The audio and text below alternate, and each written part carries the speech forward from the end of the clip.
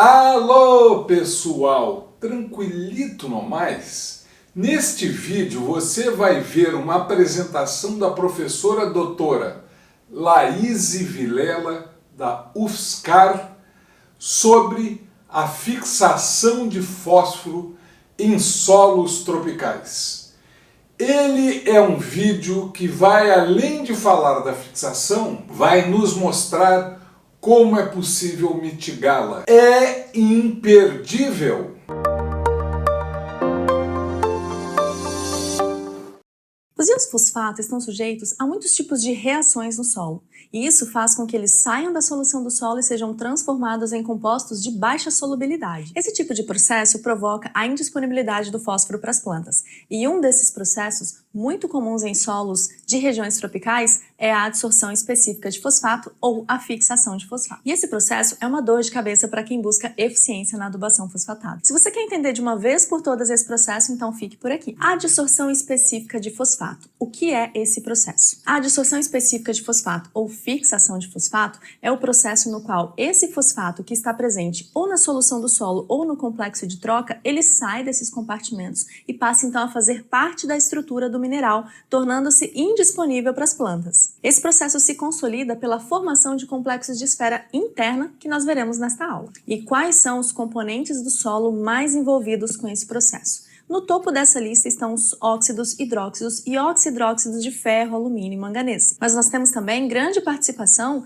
de argilominerais do tipo 1 para 1, como a caulinita. Esse processo pode acontecer também com compostos solúveis de ferro, manganês ou alumínio que estejam presentes no solo. Antes da gente começar a falar do passo a passo do processo, eu quero que vocês acompanhem o meu raciocínio criando uma imagem mental de como e onde esse processo acontece. Então nós caminharemos de uma visão macro para uma visão micro, como se nós estivéssemos aumentando o alcance de um microscópio. Observe nessa primeira figura que nós temos aqui um agregado. Se nós pudéssemos ampliar essa imagem, nós encontraríamos alguns componentes como hifas fúngicas, raízes de plantas, matéria orgânica umificada e os 3 componentes da fase sólida mineral do solo, que são areia, silt e argila. Ampliando mais um pouco, nós vemos também que esses agregados possuem poros de diferentes tamanhos, cada um com a sua função específica.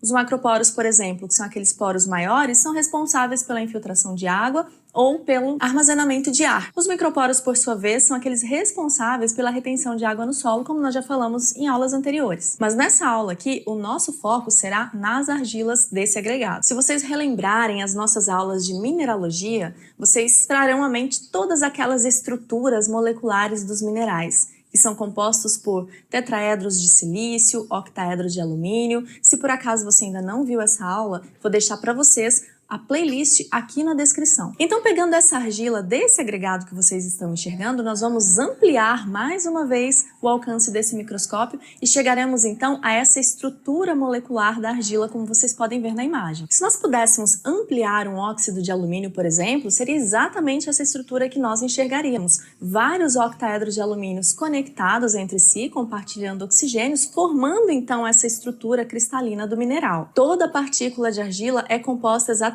por essas estruturas, com algumas pequenas variações e peculiaridades, mas todas elas têm essas estruturas moleculares, seja na sua superfície ou em todo o seu interior. Mas eu quero que você coloque sua atenção agora na superfície dessas argilas, que é onde acontece o processo de adsorção de fosfato. Nesse exemplo que nós estamos utilizando, nós temos um óxido de alumínio, com diversos octaedros de alumínio aqui, conectados entre si pelo compartilhamento de oxigênios, e é exatamente aqui que vocês verão o processo de adsorção acontecendo. Então, agora que você já sabe onde ocorre o processo de adsorção específica ou fixação de fosfato, vamos entender qual é o passo a passo desse processo. Os íons fosfato presentes na solução do solo, eles podem estar presentes em diversas espécies iônicas, e essas espécies iônicas vão variar de acordo com o pH da solução. Nós podemos falar da relação pH e espécies iônicas de fosfato no solo em uma outra aula. O importante aqui é pensar o seguinte: como esses fosfatos estão carregados eletricamente, mais especificamente estão carregados negativamente, eles serão atraídos por cargas opostas que estão presentes na superfície dessas argilas. E nessa aproximação, em que não há um contato físico ou formação de ligação química, nós dizemos que está acontecendo a formação de um complexo de esfera externa. E nesse ponto, o fosfato ele pode voltar à solução do solo de maneira um pouco mais facilitada, ou seja, nesse ponto aqui ocorre o que nós chamamos de troca de ânions no solo. solo, ou seja, ora esse fosfato está no complexo de troca, ora esse fosfato pode estar na solução do solo e então ser absorvido pelas plantas. Entretanto, como a interação entre o fósforo da molécula de fosfato com o alumínio ou ferro ou manganês do óxido é muito alta, essa interação pode evoluir, de forma que antes o que era apenas uma atração eletrostática e uma aproximação, começa então a se tornar um complexo de esfera interna, ou seja, desta forma começa a haver uma interação mais íntima entre o fosfato que estava na solução e a superfície do coloide. Assim, o fosfato ele substitui as hidroxilas ou o OH2 da superfície dos minerais e passa então a fazer parte da estrutura dos minerais. Assim, o que era antes um complexo de esfera externa, ou seja, apenas uma atração eletrostática, começa a ser um complexo de esfera interna por causa da formação dessas ligações químicas. Essa primeira ligação nós damos o nome de ligação mononuclear, ou seja, apenas um componente do fosfato ainda está ligado quimicamente com a superfície do mineral. Entretanto, essa interação pode evoluir, porque esse fosfato penetra a superfície do mineral e começa então a haver a formação de uma segunda ligação, que nós chamamos de ponte binuclear, e ela é altamente estável. E nesse processo, a reversibilidade é bastante complicada. Agora que você já entendeu o que acontece e quais são os componentes do solo envolvidos nesse processo, vamos falar um pouco das desvantagens da adsorção específica de fosfato nos solos. Vale ressaltar que esse processo de adsorção no solo, ele é quase irreversível, então uma vez realizado, dificilmente ele voltará a estar disponível para a planta. Por isso é um processo muito problemático do ponto de vista da nutrição mineral, porque o solo acaba competindo com a planta pelo fosfato, ou seja, em vez de atuar como fonte, ele passa a atuar como dreno e reduz a disponibilidade desse fosfato, um elemento essencial para o metabolismo vegetal. E o que isso vai acarretar? Aumento da perda do nutriente no solo, redução da eficiência da adubação fosfatada, redução da disponibilidade do nutriente para a planta, fazendo com que seja necessário muitas vezes aumentar a dose de adubação fosfatada para que um pouco possa ir para a planta e o restante para o solo que está atuando como dreno. Isso onera ambiental e economicamente a produção das culturas. Algumas pesquisas mostram que alguns solos oxídicos chegaram a absorver 700 quilos de fosfato por hectare. Então, imaginem o custo disso. É claro que este número ele varia bastante de solo para solo, dependendo aí dos fatores envolvidos, da combinação desses fatores envolvidos no processo de adsorção. De qualquer forma, nós sabemos que é um processo que prejudica a nutrição da planta, o seu desenvolvimento e, consequentemente, isso vai prejudicar a produtividade final. Mas o que é então que influencia o processo de adsorção? São diversos fatores. Para começar a falar deles, é importante nós termos em mente que a capacidade máxima de adsorção de um solo está relacionada com a quantidade de sítios de adsorção que esse solo possui. E, portanto, esses fatores que influenciam mais ou menos estão diretamente relacionados com essa quantidade de sítios. O teor de matéria orgânica é um dos fatores que afeta e muito a adsorção específica de fosfatos no solo. E afeta de maneira bastante positiva, porque reduz a quantidade de sítios. E de que forma? Essas moléculas orgânicas, uma vez presentes no solo, elas começam a revestir a superfície desses coloides, fazendo com que haja uma redução da área de superfície de adsorção de fósforos no solo, ou seja, a presença de matéria orgânica vai fazer com que haja uma redução da capacidade desses minerais em absorver o fosfato. A mineralogia é um dos fatores também que mais influenciam esse processo, pois nós vemos que alguns minerais têm uma capacidade maior de absorção em detrimento de outros. Se nós pegarmos uma escala de maior capacidade para menor capacidade, nós veremos que óxidos amorfos de ferro, alumínio e manganês têm maior capacidade do que óxidos cristalinos desses mesmos componentes, que por sua vez têm uma maior capacidade do que as argilas do tipo 1:1, como a caulinita. Então, quanto mais desses componentes nós tivermos no solo, quanto mais desses minerais tivermos no solo, maior tende a ser a capacidade de absorção de fosfato. O teor de argila no solo é um outro fator que vai influenciar se haverá maior ou menor absorção de fosfatos no solo. Nós sabemos que todos esses coloides estão presentes na fração argila, portanto, se você tiver uma mineralogia favorável e um teor de argila mais alto, nós teremos uma maior capacidade de absorção. Nesse caso, se compararmos com solos mais arenosos, nós teremos nesses solos uma menor capacidade de adsorção de fosfatos, justamente por conta do tipo de minerais que nós temos na fração areia. O pH é um outro fator que influencia diretamente na capacidade de adsorção de fosfato.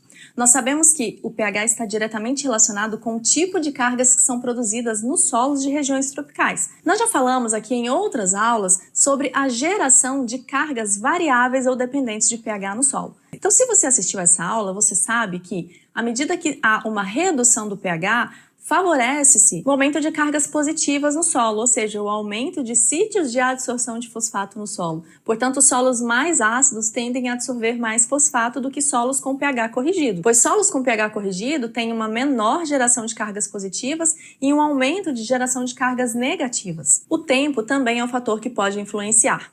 Quanto mais tempo esse fosfato estiver no solo, maior será a chance dele interagir com os colóides ali presentes. Portanto, sempre que nós falamos sobre aplicação de fósforo no solo, principalmente em solos com grande possibilidade de adsorção, nós colocamos o mais próximo possível da raiz da planta para favorecer o processo de absorção. Ou seja, uma vez que ele é absorvido, você reduz a chance desse fosfato interagir com os colóides do solo. A umidade também pode influenciar.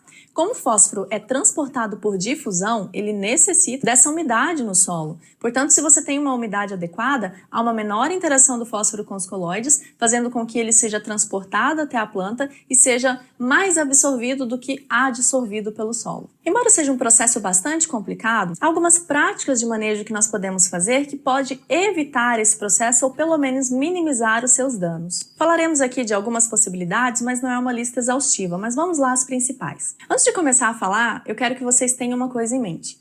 É importante citar que a mineralogia do solo, que é um dos fatores que influenciam e muito nesse processo, não pode ser alterada pelo manejo, pois ela é uma propriedade altamente estável. Então você precisa trabalhar e planejar propostas de manejo que atuem naqueles outros fatores nos quais nós conversamos aqui. Por exemplo, o pH é um fator que influencia, portanto, práticas de calagem realizadas adequadamente pode fazer com que haja uma redução desses sítios de adsorção de fosfato e você consegue, então, reduzir esse processo no solo. Se o aumento do teor de matéria orgânica também favorece, então é interessante que você priorize manejos que favoreçam o aporte de matéria orgânica no solo. Práticas também que favoreçam a simbiose micorrízica nessas áreas é uma boa jogada, porque, como nós sabemos, os fungos micorrízicos arbusculares auxiliam e muito a planta na obtenção de fosfato no solo. Em caso de solos muito oxídicos e ou cauliníticos, é necessário que você aplique o fertilizante o mais próximo possível da raiz, porque assim você reduz o contato do fosfato com os colóides do solo